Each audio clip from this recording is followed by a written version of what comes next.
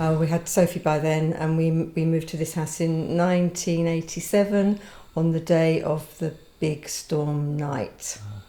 So tell us about that. That was quite an experience. We thought that this was just the way the house sounded, because we'd come from quite a dear little terraced house.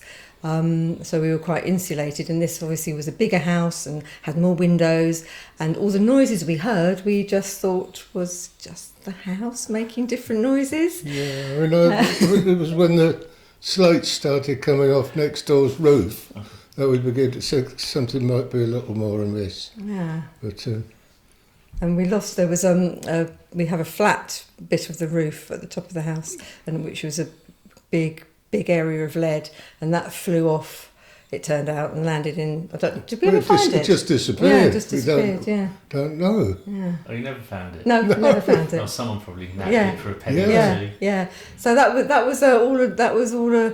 I guess it was quite an interesting initiation. As we were saying, we came here on the day of the great storm, and Homefield Park was full of loads of lovely trees, and lots of them blew down there. That was very sad that day. I remember pushing Sophie through in the pushchair, and there were trees just down there. Were some big, beautiful ancient trees. I mean, it's coming back. It'll never be the same, because I guess it will be in 50, 100 years' time. But there were much nicer trees. There was a lot more trees there, weren't there? Yeah. But no, I mean, apart from seeing the odd little posse of county line dealers who frequent the area from time to time. A lot of the roofs were still slate, so still grey slate. Of course, a lot of those disappeared in 1987 when, in October the 16th, was it? The big do you blow. remember that night? Yes, yes and no.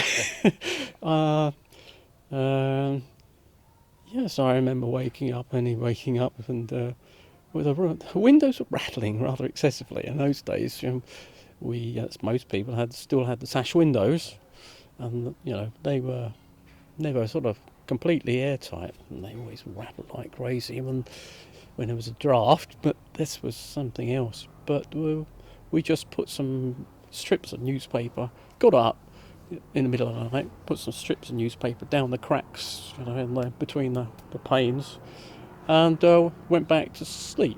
Went back to bed. Went back to sleep.